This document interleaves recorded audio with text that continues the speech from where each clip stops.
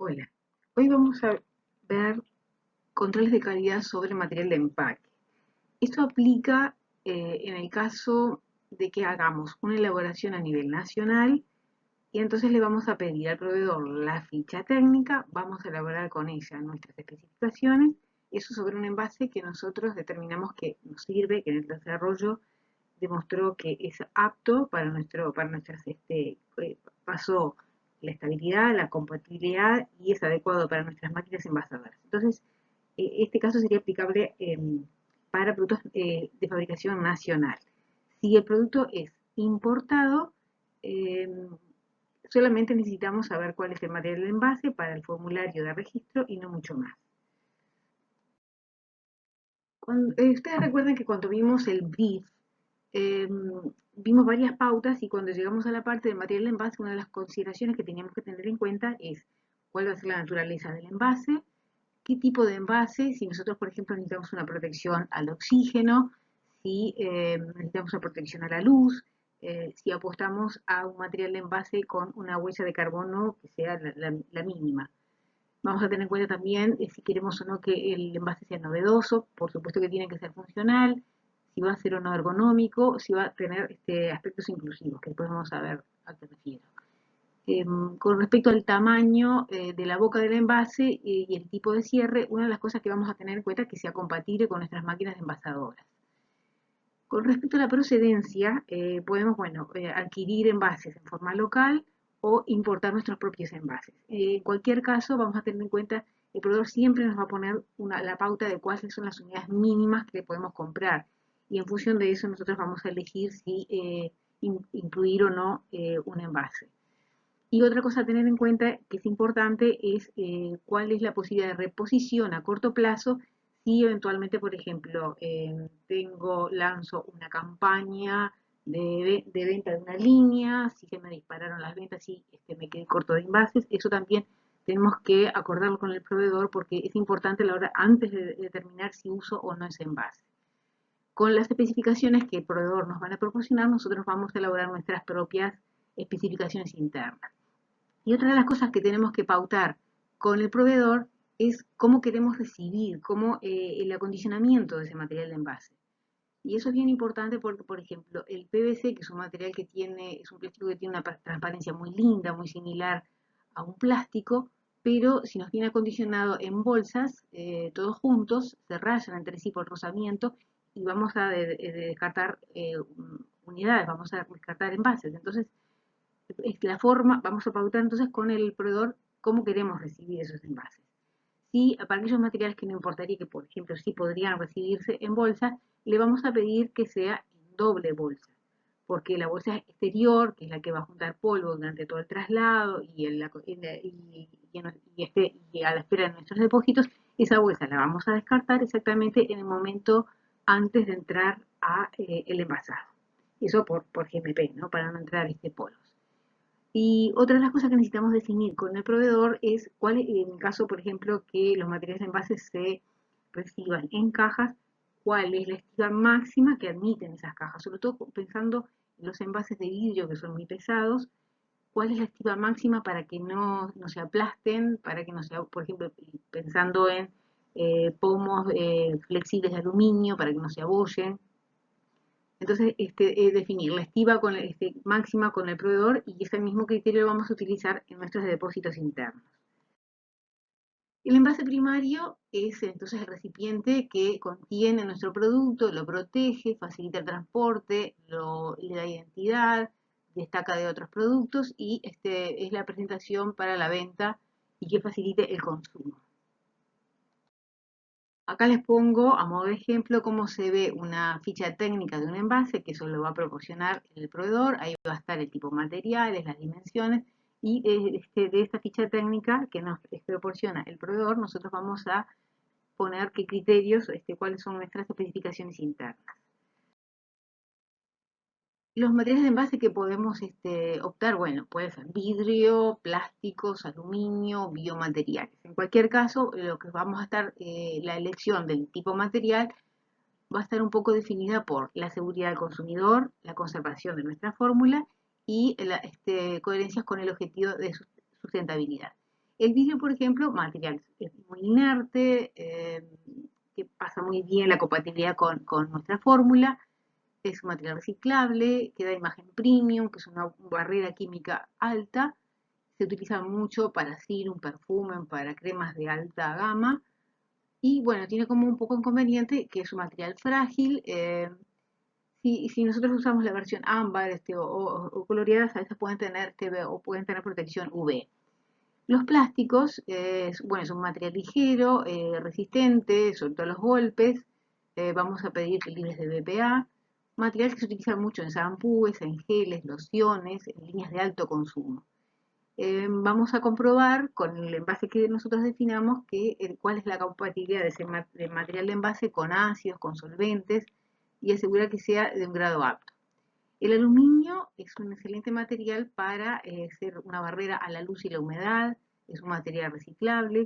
Yo he visto, por ejemplo, perfumes envasados en materiales aluminios con más de 10 años y realmente están, el perfume está exactamente casi igual que cuando se fabricó, porque bueno, algo que no penetró, no se oxida ni recibe luz, realmente es un excelente material. Se utiliza mucho para, por ejemplo, tubos flexibles, para aerosoles, para materiales de fotoprotección. Lo que sí, bueno, estamos hablando de un aluminio que nuestras fórmulas, si están compatibles con la piel en un pH ácido en el entorno de 5.5, como generalmente tendemos a formular, ese aluminio no puede estar en contacto directo con la fórmula y entonces requieren un barniz interno, generalmente un barniz epoxi, según la fórmula. Con los biomateriales, bueno, reciclables, reciclados o biodegradables, apoyando a la economía circular. Se utiliza mucho para accesorios, para tapas, para recargas, para envases secundarios. Hay que verificar exactamente cuál es la estabilidad de mi fórmula a largo plazo y cuál es el fin de la vida útil del material. Después vamos a ver un poquito sobre algunos inconvenientes de los biomateriales. Si utilizamos plásticos, bueno, en la elección de materiales vamos a considerar la biodegradabilidad y la posibilidad de ser reusado o reciclado. Eso tiene que ver con una responsabilidad ecológica, eh, que no es una opción, es un cimiento de la química del futuro.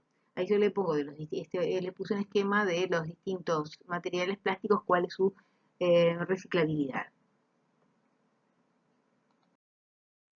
Y bueno, la función del envase primario, primera cosa, identificar, comunicar, darle identidad, que se vean los claims de la fórmula que lleva adentro, informar sobre el producto y sus características, informar el modo de uso y la validez. Otra función es contener, proteger y conservar, proteger la calidad del producto, la integridad de higiene, alargar la vida útil del producto, resistir impactos durante la cadena de producción y de distribución. También funciones del envase primario, vender, llamar la atención, motivar la compra, destacar y diferenciarse de otros productos de igual categoría, posicionar el producto dentro de un segmento específico. Y tiene también una función social de sustentabilidad e inclusión, un respeto al medio ambiente, el uso de materiales reciclables o reciclados, envases reusables. Hoy el concepto de refill va ganando campo y bueno, se está apostando también a envases inclusivos, con información en braille, que tenga un cierre de una prefácil, alto contraste para las personas con visibilidad reducida o con formatos que sean independientes de géneros. El envase primario, que puede ser plástico, vidrio, aluminio u otros, es lo que va a estar en contacto directo con nuestro producto y va a conservar las condiciones higiénicas. Son claves para evitar contaminaciones. Pueden ser distintivos por su diseño e incidir en la decisión de compra. Estoy pensando que los materiales plásticos, generalmente la mayoría de ellos que se forman en calor, o el vidrio, que también se forma en calor, son materiales que si inmediatamente a su formación se acondicionan bien protegidos, realmente no necesitan lavados y la contaminación microbiológica que traen va a ser muy baja. Las etiquetas, pues que se incluyan en el envase autoadhesivas, o la información puede ser información autoadhesiva en el envase primario o puede ser grabada en el propio envase. Eso completa la identidad del producto, lleva información básica y reglamentaria u obligatoria. El envase secundario o estuche está destinado a proteger el envase primario durante la distribución. El diseño también ayuda a definir la decisión de compra, sobre todo cuando no estamos pudiendo ver el envase primario. Y además a veces complementa información que no pueden ir en la etiqueta del envase primario por el tamaño del envase. El envase terciario son las cajas que llevan varias unidades, facilita el transporte y la comercialización de productos. Si optamos por envases primarios de material plástico, bueno, acá yo les puse se clasifican de 1 a 7 con ese triángulo para identificar el tipo de material y la reciclabilidad. No pretendo que recuerden las propiedades de cada uno de ellos. Eventualmente cuando ustedes necesiten definirse por un material plástico, van a evaluar las características de cada uno de ellos y en función de eso van a decidir. Acá les pongo un esquema que les puede servir, no necesito que por ejemplo, para el control lo recuerden, pero algunos tipos de materiales que se utilizan, la forma como eh, se, se producen según el material plástico. Algunos son por inyección, estirado y soplado, otros por inyección y soplado. Se les pueden poner estos materiales plásticos si necesitamos pigmentos para hacerlos opacos, si fuera el caso. Generalmente el dióxido de titanio está dentro de los materiales para darle cobertura y opacidad. El PET es uno de los materiales plásticos que tiene un excelente brillo y transparencia, tiene buena resistencia al impacto, es una buena barrera para gases y humedad, es un poquito caro. Los polietilenos de alta densidad también es un material duro, pero flexible, con translúcidos u opacos, depende que se le pongan los pigmentos, buena resistencia al impacto, permeables al oxígeno, tendencia a traer polvo y es ineficiente como barrera para cuando la fórmula tiene extractos o esencias. Esas son cosas para tener en cuenta a la hora de elegir el envase. Le puse más o menos destacados a veces ahí en amarillo algunas características más relevantes a la hora de descartar o no un tipo de plástico. El PVC, les dije que es un material que tiene una transparencia prácticamente como el vidrio, es muy cristalino, pero sí se raya fácilmente, flexible, tiene baja resistencia al impacto, no se podría usar, por ejemplo, para un shampoo, que sea alta probabilidad que se nos caiga el envase en la ducha. Presenta mejores propiedades de barreras frente a esencias, y ahí podríamos, por ejemplo, usar un PVC. Y el tema es que a veces con la luz y con el tiempo se empiezan a amarillar un poquito. Está cayendo un poco en desuso porque tiene ciertos problemas de toxicidad, entonces el PVC usaríamos a lo mejor para un producto, un enjuagable. Los polietilenos de baja densidad se utilizan, por ejemplo, mucho para pomos porque son fáciles de sellar, presentan cierta dificultad para ser impresos directamente, para pintar o pegar sobre él, tiene alta permeabilidad al oxígeno, eso puede ser un inconveniente si tengo muchas grasas y aceites o cosas que se enrancian. También se utilizan, por ejemplo, para sachet, pero es muy popular en todas aquellas aplicaciones que requieren un sellado por calor. Este polipropileno no tiene buena transparencia, es digamos como tiene cierta opacidad, parcialmente cristalino, es apto para productos que se llenan en caliente, entonces, por ejemplo, si estamos pensando en barras desodorantes sería una opción, es resistente al calor, a sustancias químicas, a la grasa, el tema es que es frágil a bajas temperaturas, en nuestras latitudes no sería un problema, y tiene una buena relación costo-producto. Se utiliza entonces mucho para desodorantes y para actuadores de bombas en aerosol, para fragancias. El poliestireno es un material que tiene generalmente se utiliza como para potes, es muy duro y quebradizo, no sostiene, esto frente a un golpe se rompe fácilmente. No tienen buena resistencia química ni al impacto. y tampoco se pueden utilizar productos que tengan alcohol. Entonces, bueno, ¿qué cosas controlaríamos en una en envases plásticos? Bueno, cuál es su volumen a rebalse para ver si lo que vamos a crear después en etiquetas cumple, el espesor de las paredes, porque a veces, por ejemplo, según cuando se llenan por soplado y si la fuerza, digamos, de ese soplado no fue la correcta, a veces puede haber una pared más gruesa que otra, el peso de la cantidad de plástico, la resistencia al impacto, que después vamos a ver cómo hacemos ese ensayo, la hermeticidad, o sea, que la rosca, por ejemplo, sea compatible con las tapas y la hermeticidad sea la correcta, que sea compatible con nuestras fórmulas y vamos a checar las dimensiones.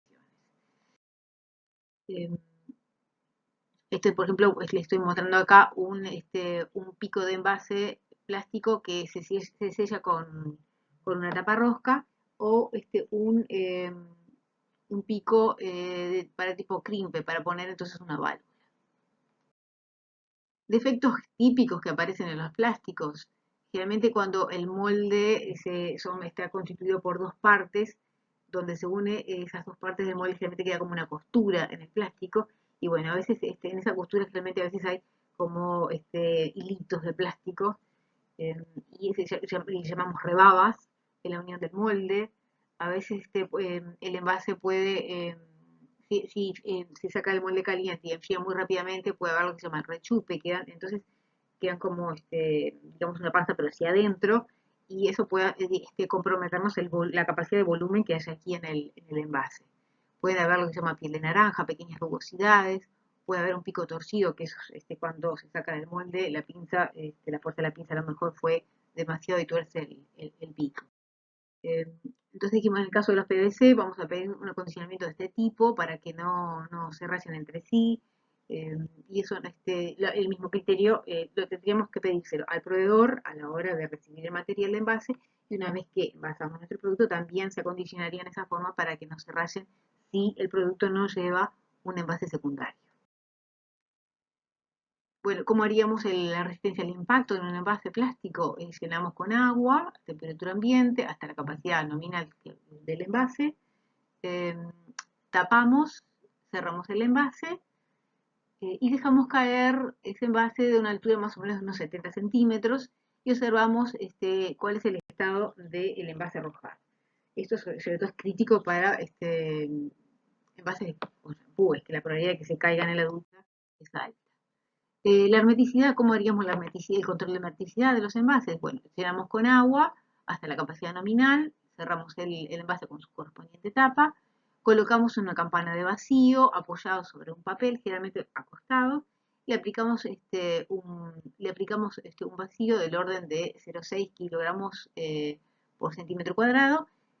Durante más o menos unos 3 minutos, rompemos el vacío, abrimos la cámara y vemos a ver que el papel no se haya mojado. A veces eso para facilitar, lo que hacemos es llenar con agua con colorante, a veces te facilita verlo mejor, ponerle un color al agua. La compatibilidad con el contenido, con nuestra fórmula, lo vamos a hacer colocando bueno, los envases limpios, colocamos en nuestra fórmula, más o menos un 50% del llenado, tapamos y colocamos el envase dentro de una estufa a 40 grados por unas 72 horas. Extraemos de la estufa y verificamos si no se observa interacción con el granel, si hay y con el material de envase. Este ensayo además podríamos ponerlo sobre papel y acostados y estaríamos a su vez haciendo también, verificando un poco la hermeticidad si se levanta un poquito la temperatura. Acá les pongo un cuadro que les puede resultar, no es para que lo recuerden, es para que lo apliquen si lo necesitan, que es un poco de los tipos de envases plásticos y la compatibilidad con distintas formas cosméticas, emulsiones W, emulsiones WO, preparaciones como perfumes que tienen alcohol, permanentes que tienen un pH muy alto, eh, permanentes reductoras, permanentes oxidantes, eh, fórmulas que tienen mucho aceite, shampoos, entonces bueno, ahí les pongo, generalmente si tienen, según los distintos tipos de plásticos, si tienen son bien compatibles o incompatibles o una compatibilidad incierta.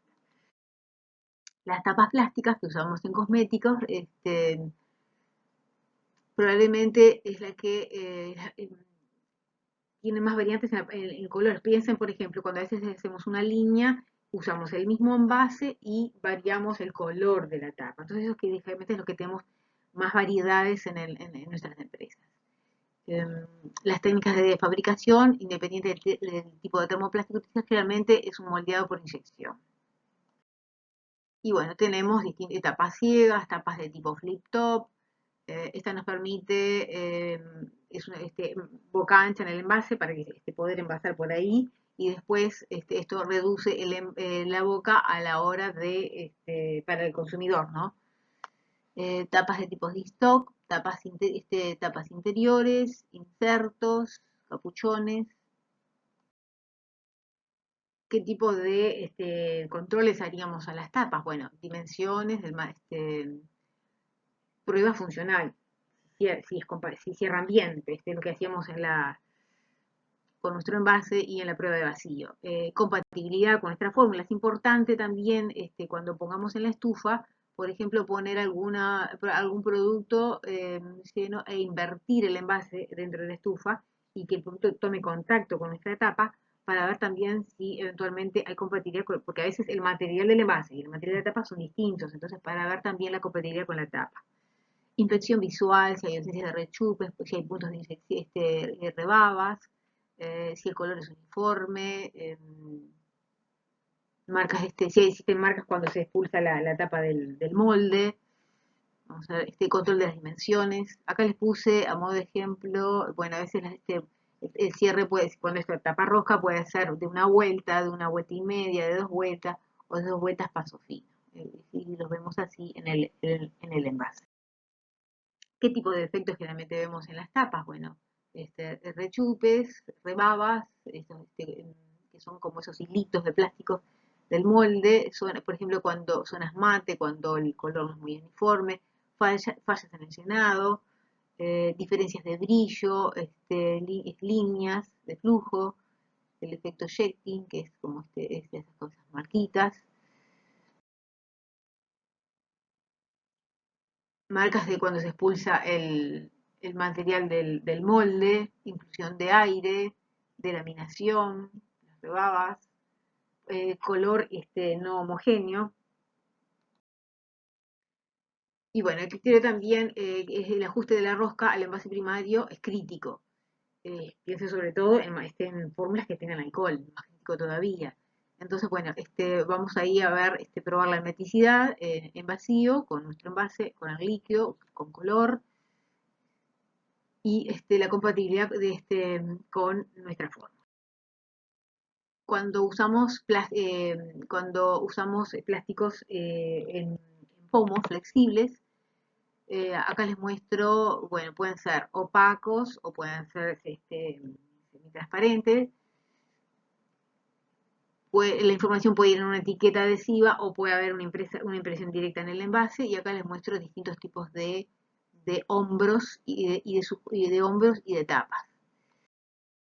La decoración, cuando se hace una impresión directa sobre el envase, sobre el pomo, puede ser, bueno, por serigrafía o por hot stamping, que el hot stamping es cuando, después vamos a ver cómo se hace hot stamping, pero es cuando se hacen impresiones en dorados o en plateados, que llevan otro mecanismo de impresión.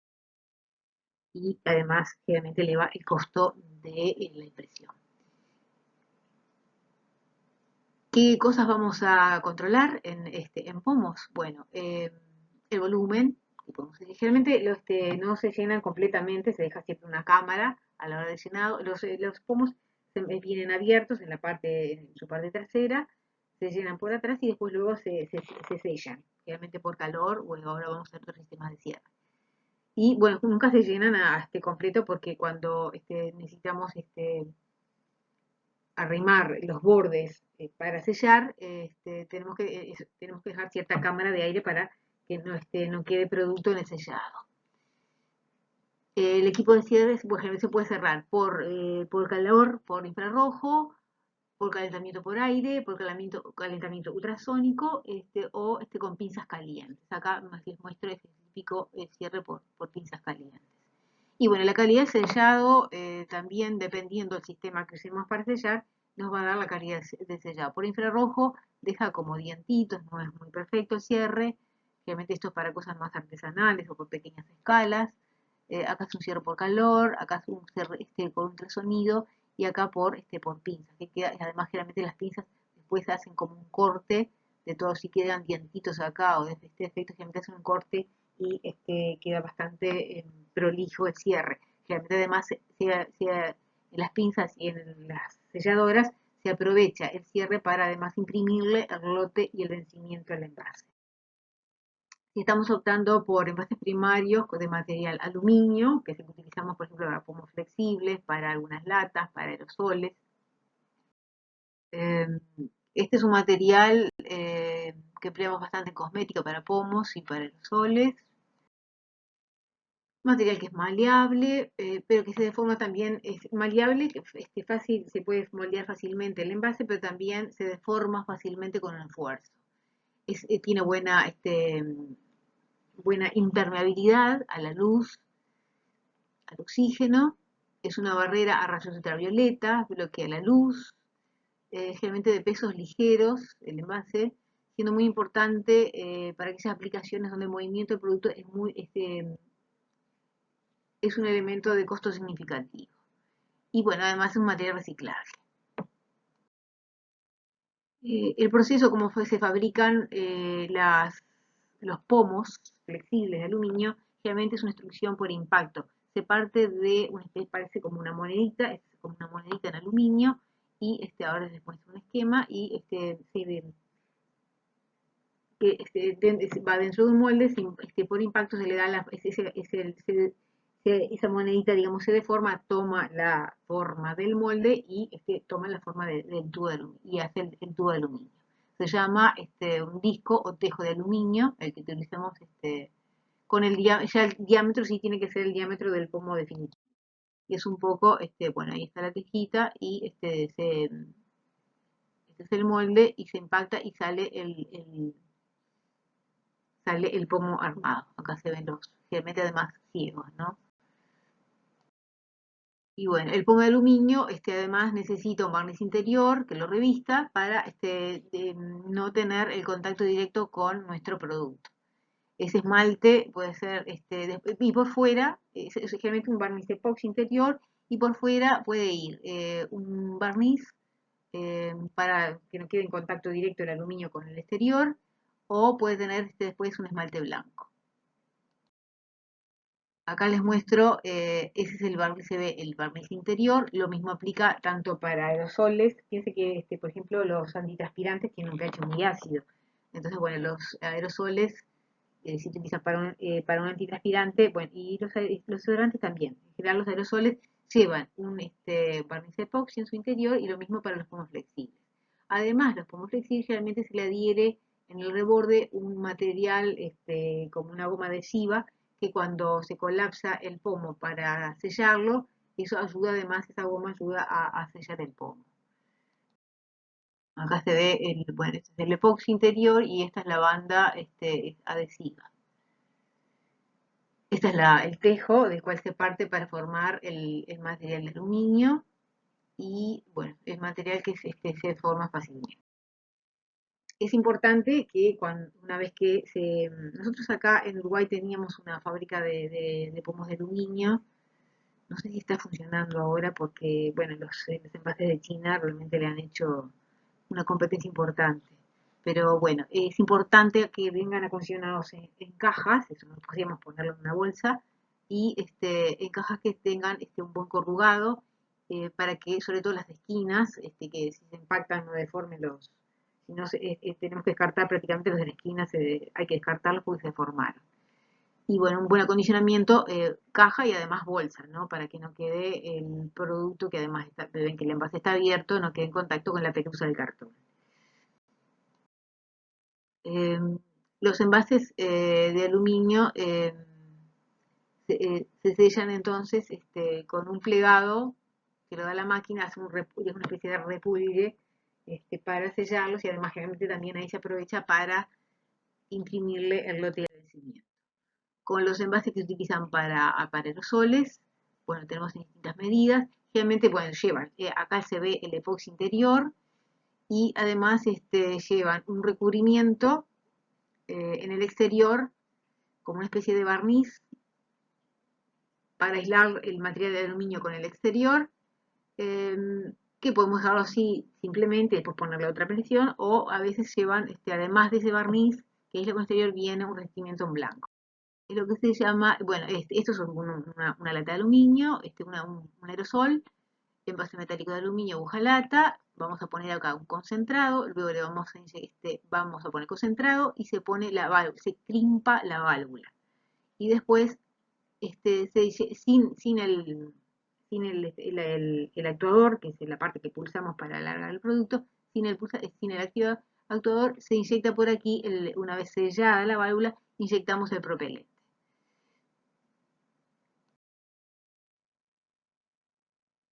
Bueno, los revestimientos que llevan generalmente los envases de aluminio de aerosol, el barniz sanitario interior y después generalmente llevan pigmentos, esmaltes blancos o lacas y después viene la impresión del color que le queramos dar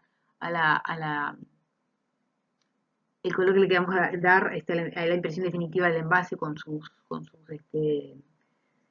la información que va a ir ahí, ¿no? Con la marca, con el nombre, con los legales. Y además, después de esa capa, viene una que se llama barniz de enganche, perdón, el barniz de enganche es donde va la información que va a tener nuestra lata, y después va un barniz de acabado para proteger esa impresión. Bueno, también podemos usar en formatos de latas de. Si optamos por que nuestro envase primario sea de vidrio, eh, se utiliza generalmente para la fabricación de perfumería fina, para potes y botellas de artículos de cuidado de la piel o productos de tratamiento específico. Los materiales del vidrio generalmente se obtienen por soplado dentro de un molde. Esta cavidad tiene un volumen fijo. Si la cantidad de material que se descarga dentro de esta cámara no es constante, lo que después se sopla el material, si vamos a suponer que se inyecta más material de vidrio que el que llevaría, porque las descargas no son homogéneas, nos va a quedar más fondo o más pared en el envase y por lo tanto la capacidad interna nos va a variar. Entonces, eso es una cosa que después vamos a controlar. El templado del envase en el material de vidrio también es súper importante porque después, sobre todo en los envases de vidrio que se cierran con válvulas, que se crimpan válvulas, a veces no soportan la presión del enclimpado y se parten con el líquido adentro y bueno, se producen desbordes y el riesgo de que alguien se lastime. Las ventajas, bueno, ventajas y desventajas del vidrio. Bueno, ese es el material menos reactivo de todos, prácticamente inerte, no reacciona, no produce malos olores, es impermeable a los gases y al vapor de agua, no se degrada con el tiempo, y tiene reciclados infinitos y es reutilizable.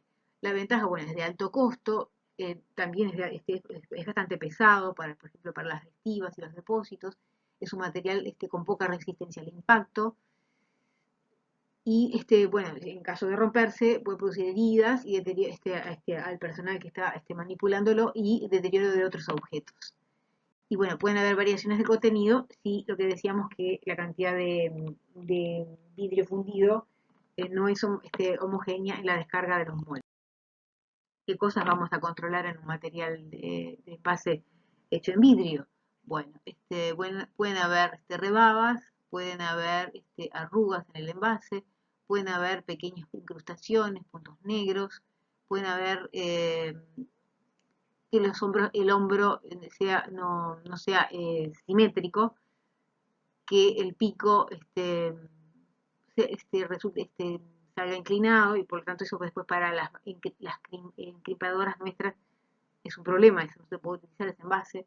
Entonces, bueno, vamos a ver la conformación y la horizontalidad del pico, si el producto es funcional, o sea, si admite el volumen que necesitamos descargar aquí, el aspecto visual, que no tenga burbujas, que no tenga incrustaciones, el espesor de las paredes, si es homogénea la extrusión de las paredes, la resistencia mecánica y el volumen a rebalse.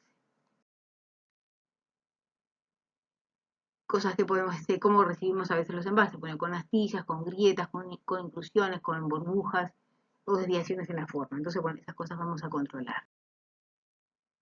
El cierre de un material de envase primario en vidrio puede ser una tapa rosca o por crimpado. Válvulas que utilizamos para los envases para el cierre de los envases primarios. Las válvulas, bueno, es un elemento que puede ser dosificador, como en este caso, y que evite la contaminación, en cualquier caso, evita la contaminación del producto. Y bueno, además son dosificadoras. Eh,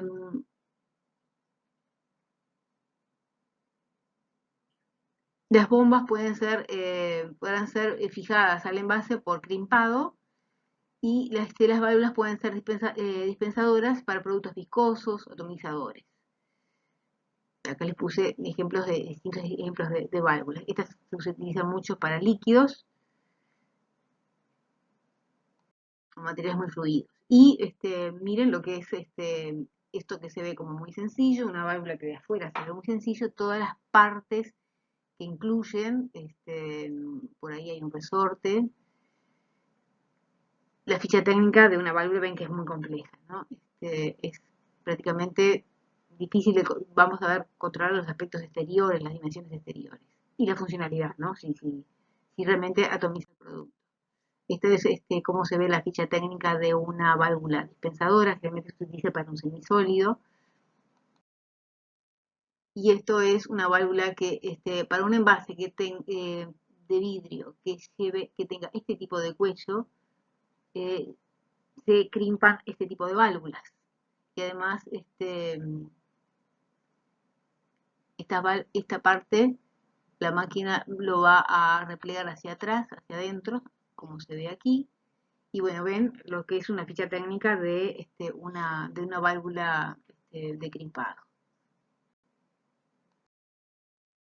Con respecto a las etiquetas, es lo que le va a dar la identidad e información mínima en el envase primario, mínima y legalmente obligatoria. Pueden ser de papel, de plástico, u otro material que adhiera y se sujeta al envase. Describe el contenido, lleva la marca, el nombre del producto, lo decora, mejora su apariencia. Eh, se pueden gestionar para una aplicación de la etiqueta en forma automática o pueden llevar además códigos QR vamos a ver, nuestro ministerio no está admitiendo, la información obligatoria en nuestro caso nunca puede ir en un QR y después vamos a ver por qué. Yo lo que les muestro acá es etiquetas que se imprimen en frío con distintos tipos de tintas según la impresión. Este es un sistema de impresión de etiquetas. Y lo que hoy les mencionaba del hot stamping, que es cuando queremos esas terminaciones que tengan, la información sea, por ejemplo, como se ve acá, con plateados o dorados, que le da como otra terminación, como que son para etiquetas un poco más de lujo. Estas se imprimen por el hot stamping, es un sistema de impresión que se utiliza con calor y que se graba sobre la etiqueta que ya tiene el sistema de cold stamping anterior. Y bueno, las etiquetas las podemos recibir en planchas, eso es más bien para un etiquetado manual, o si el etiquetado es automático en nuestras envasadoras, es importante pautar con el proveedor cuál es el sentido de la etiqueta. Por ejemplo, el rollo de acuerdo a nuestras etiquetadoras. Por ejemplo, acá las etiquetas, el rollo, la etiqueta va por fuera, o acá en el rollo la etiqueta va por dentro. A su vez, ¿cuál es el sentido de la etiqueta? Vamos a suponer, en el rollo que la etiqueta va por fuera, ¿cuál es el sentido en que va la etiqueta? Todas esas cosas tenemos que acordarla con el proveedor para que esos rollos sean compatibles con nuestras envasadoras. ¿Cuáles son los problemas usuales con etiquetas? Problemas de adherencia, que no se logran adherir bien al envase o tiene un adherido excesivo. Generalmente a veces lo que hacemos es, en una etiquetadora automática, pasan las unidades y a la hora del guardado, generalmente un operario revisa y las que tengan algún defecto se separan y a veces admiten un reetiquetado manual, una corrección manual. Si hay un exceso de adhesivo, eso se dificulta. A veces puede pasar que no se forman, quedan con ampollas y a veces lo que hacemos es separar esos envases y pinchar un poquito la ampolla, frotar ahí, que prácticamente no se ve, o a veces la ampolla se puede formar post el etiquetado queda perfecto en el momento y después se forman ampollas. Bueno, ahí esos problemas hay que verlos con el proveedor. Sobre todo con las auditorías de proveedores, esas cosas se logran y ellos saben cuál es el problema y se logran solucionar. Eh, una de las cosas que puede sufrir las etiquetas es que se decoloran con el uso del producto, cuando el producto se derrama. Eso pasa especialmente cuando las etiquetas a veces no tienen un barniz exterior que bueno, que le insume costo, pero que evita que si hay derrame del producto se estropee la etiqueta. El envase secundario está destinado a proteger el envase primario durante el proceso de distribución y además amplía información, que no, a veces con las etiquetas del envase primario es muy pequeño, apenas tiene la información obligatoria legal, eh, pueden ir información complementaria en el envase secundario. Ese envase secundario generalmente son cartulinas de hoja flexible, rígida. Los espesores, la granulometría importa bastante controlar, lo pautamos con el proveedor y después se controla la granulometría para que nos entreguen siempre el mismo tipo de estuches.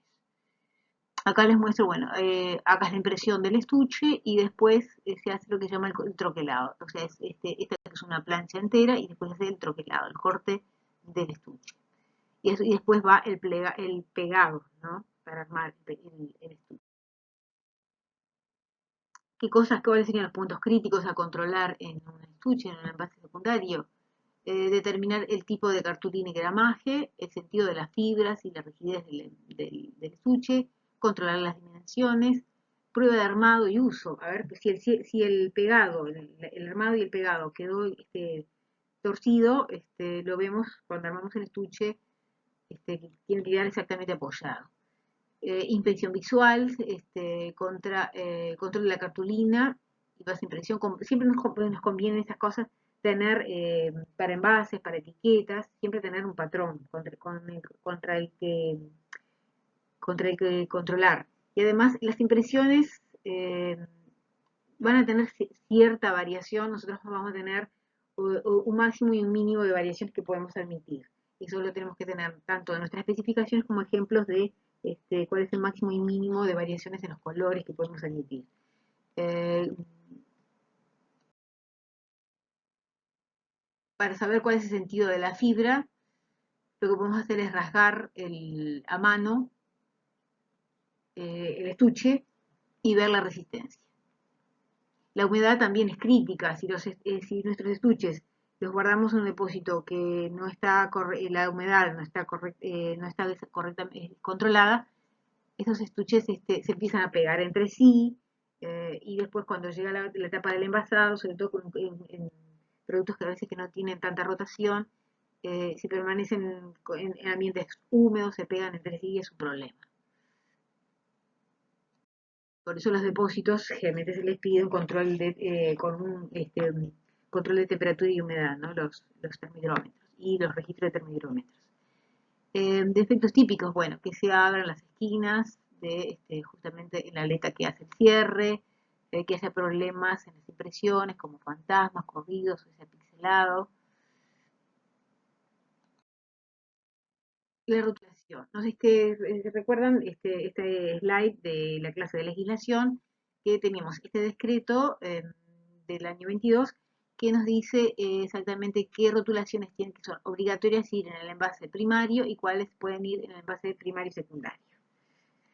Y teníamos además que este otro decreto que para productos específicos, que aquí están listados, además qué tipo de informaciones extra debería incluirse en estas rotulaciones, las advertencias. Este decreto que les puse no está si ingresamos a la página del Ministerio, a Organización Sanitaria, vamos a cosméticos, alimentos y domicilios sanitarios y entramos a cosméticos y vemos la legislación que aplica, no está puesto, yo no les puse de hecho en la clase de legislación. pero este decreto aplica a todas las cosas productos cosméticos y otras cosas, alimentos y cualquier cosa que se envase en nuestro país. Está pautado cuáles son las tolerancias cuando se declara cierto contenido, cuáles son las tolerancias que se admiten en la variación de ese contenido. Entonces, bueno, este artículo aplica también a cosméticos. Aquí les puse, por ejemplo, las tolerancias. Piensen en un pote de 50 gramos, hasta pueden variar en más o menos 9% de ese contenido declarado, y así sucesivamente. Además, esto lo controla este decreto. Quien controla que se aplique este decreto lo hace Metrología Legal del ATU, pasa por las empresas una vez al año, toma productos de los depósitos, piden envases vacíos con sus respectivas tapas o estuches para hacer las taras respectivas los vacían si fuera el caso necesario. Por ejemplo, los perfumes que están crimpados los vacían directamente, de ahí es un ensayo destructivo porque los vacían para ver el contenido. Y ellos determinan que, por ejemplo, el promedio del contenido de las unidades de un lote no puede ser inferior a el contenido nominal declarado. Y no más del 2% de las unidades del lote presentan un faltante superior al error máximo. Ese tipo de pautas lo controla la metodología legal. Eh, Existe una resolución Mercosur del año 20. Este decreto, el anterior, es del año 13. Y tenemos una resolución Mercosur del año 20 que prácticamente toma las mismas tolerancias. Esta resolución Mercosur no fue internalizada todavía en nuestro país y por lo tanto, si no existe una internalización expresa, la sola aprobación Mercosur no basta para desplazar una norma interna de cada país. Y es por eso que sigue vigente el decreto de este 323 del año 91. Le pongo a modo de ejemplo, por ejemplo, una crema facial que declara 50 mililitros y la tolerancia más o menos 9, el contenido mínimo se establecería 45,5 mililitros. El resto debería estar expresado en unidades de masa. eh, este decreto aplica a todo lo de Uruguay, pero a su vez tenemos un decreto aplicado a cosméticos que un semisólido debería ir en unidades de masa. Los códigos de barra se utilizan hoy por hoy para, a nivel comercial, tienen la interpretación de un código de barra que va en el envase de eh, primario o secundario, si esa fuera la presentación para el consumidor. Va un código país, un código de empresa, ahí va un poco el desglose de los números de un código barra, el número país, código de empresa, código de producto y un dígito verificador. Los códigos QR, el Ministerio de Salud Pública no los está admitiendo, por lo menos la información obligatoria no podría estar en una información, en un código QR. Si además la empresa le quiere dar otro tipo de información, por ejemplo, a su vez promocionar otros productos de la línea, o ampliar información, podría ir en un QR, pero la obligatoria tiene que estar sí o sí expresamente escrita en las etiquetas o en el estuche secundario, porque una persona si no dispone de una aplicación de QR para leer eso, debería poder leerlo con facilidad. Hoy por hoy se está atendiendo, ya hay varias empresas que están usando empaques inclusivos. Esto es, por ejemplo, utilizar colores primarios bien llamativos para personas de baja visibilidad, utilizar información en braille, eh, utilizar abre fácil para personas, por ejemplo, que vamos a suponer, tiene una sola mano, utiliza un solo brazo, o este tipo de tapas abre fácil y además, bueno, con braille y que facilita la apertura. Este tipo de envases inclusivos para personas, vamos a suponer una persona que dispone de un miembro superior, que sea de un abre fácil para que pueda utilizarlo en la ducha. Los sensores se están manejando todavía. Busqué ejemplos en cosméticos, no pude encontrar. Esta es una información como que viene a futuro. todavía no aparecen en cosméticos. Apareció en un envase, busqué ejemplos, y había un producto coreano con filtro solar, pero bueno, como toda la información estaba en coreano, no pude ponerlos como ejemplo. Pero bueno, son sensores, se van a empezar a usar para productos cosméticos. Permite ver, por ejemplo, validar la vida útil del producto. Se utilizan, por ejemplo, para alertar la oxidación, la exposición a la luz, al calor, y la etiqueta empezaría a cambiar de color en función de ello. Es ideal para productos naturales, sin conservantes, que requieren condiciones especiales de almacenamiento. El envase terciario son las cajas que van a contener nuestro envase primario, si esa es su presentación definitiva, o los estuches si fuera la presentación definitiva. Facilita el transporte y la comercialización.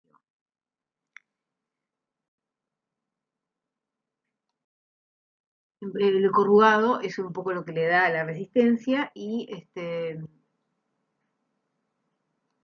vamos a controlar acá las dimensiones, el tipo de onda, la impresión, pruebas de uso.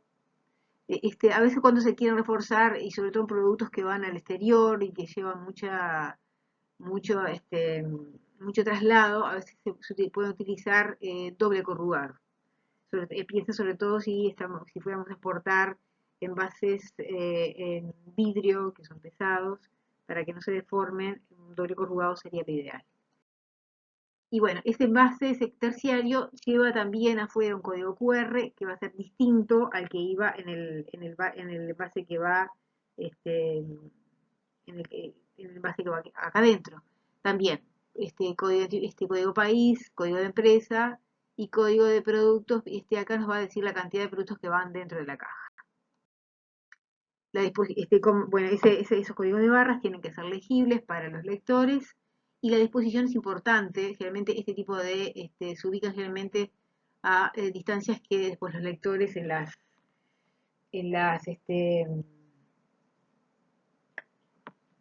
líneas de logísticas se lo pueden leer fácilmente. Esto sería una forma incorrecta de poner un etiquetado, porque difícilmente lo puede leer un lector en una línea de logística. Ejemplo de una etiqueta que iría en el envase terciario: el nombre del producto, la cantidad, nombre de producto, y la presentación en volumen, la cantidad de unidades que va dentro de la caja, el código QR de la caja, la fecha de fabricación, el lote generalmente, y el vencimiento, porque eso facilita la logística, ¿no? Es importante también aquí tener en cuenta cuál es la estiva máxima para que no se deformen las cajas. Eso se pautan en procedimientos internos. Y bueno, también el control de humedad. Cuando el producto ya está en caja, es importante proteger de la humedad para que no se deformen ese corrugado, y pueda soportar y no se deforme la caja. Responsabilidad ecológica. Hoy por hoy el concepto de refill hay varias empresas que ya lo están utilizando para disminuir la cantidad de plástico que se emiten al medio ambiente. Acá les pongo algunos ejemplos.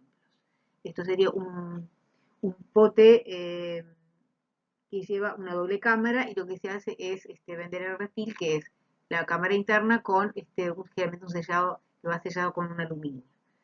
Entonces, de esa forma estamos minimizando la cantidad de plástico que utilizamos. Nuevos materiales. Bueno, bioplásticos derivados de recursos renovables como el maíz y la caña de azúcar. Son adecuados para fórmulas ligeras y no aceitosas, eh, menores emisiones de la producción, aunque no siempre adecuadas para reciclajes. Eh, Envases a base de papel y compostables, especialmente efectivos para productos secos como pastillas, de shampoos, de mascarillas. Bajo peso y reduce las emisiones durante el transporte. Hay una cosa que es importante que sepan, y es que hoy por hoy, cuando hablamos de la responsabilidad ecológica, existe un decreto que va, y los cometes están expresamente incluidos en ellos, que es declarar cuántos envases se emiten al medio. Y esos envases incluyen todos los envases, desde aluminios a plásticos. Quedan alcanzados en este decreto los fabricantes nacionales de cosméticos, envasados, titulares de marcas, importadores de productos cosméticos también, envasadores por terceros. Eso aplica al envase plástico, a vidrio, aluminio, los multilaminados. No se limita solo a los plásticos. Y bueno, ¿cómo se calcula? Bueno, se realiza una declaración jurada anual al Ministerio de Medio Ambiente y se calcula la cantidad que se emite por el peso de los envases, la cantidad de envases que se lanzaron a la venta, el tipo de material, hay que declarar el tipo de material, la reciclabilidad, el volumen de ese material colocado en el mercado. Y bueno, a modo de ejemplos, el PET es de menor costo, eso a su vez lleva un impuesto para las empresas, ¿no? Los multilaminados son de mayor costo porque son más difíciles de reciclar, o sea, es en función de el vidrio, generalmente que se aporta en mayor peso, en mayor kilos, porque es más pesado. Materiales difíciles de reciclar son los más caros, por los que se paga más impuestos. Y bueno, acá les pongo, si quieren, les pongo como referencia, si quieren ampliar los controles sobre envases, les puse, bueno, esto es una guía brasileña y esto es un artículo para el control de envases que le puede resultar útil. Bueno, muchísimas gracias.